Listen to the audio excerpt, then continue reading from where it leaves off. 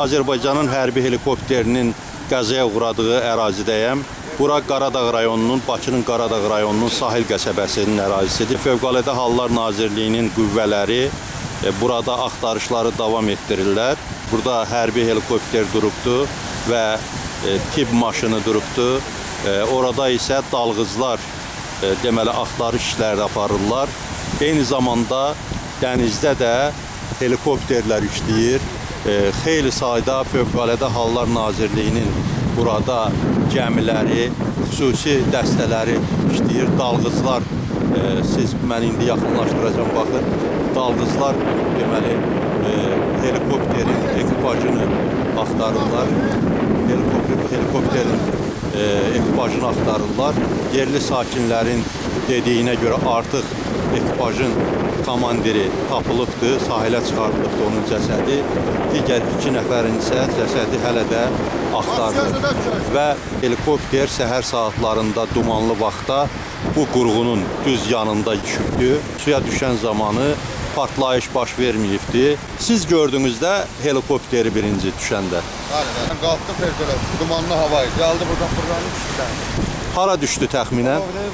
Vertolyot tapılmağına tapılıbdır. Prosta meyitlərə fırladı. Meyitin biri çıxıbdır, komandiridir. 2 dənə qalıb içəridə.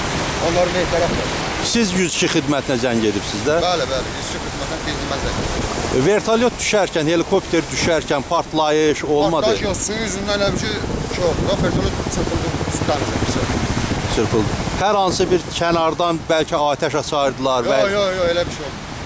Prost buludun arasından çıxdı, buludluydu hava. Dumanlı havaydı da? Dumanlı havaydı. Saat neçə olardı səhər-səhər? 10.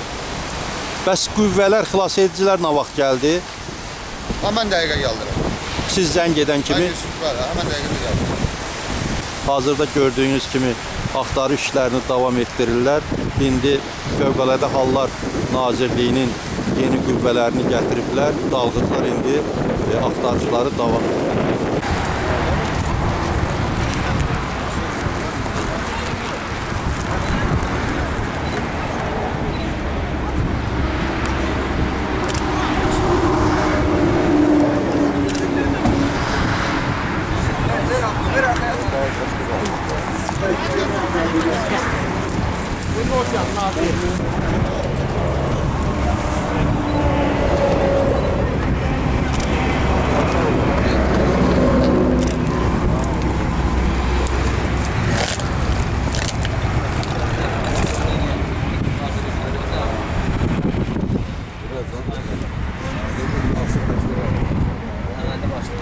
Ceza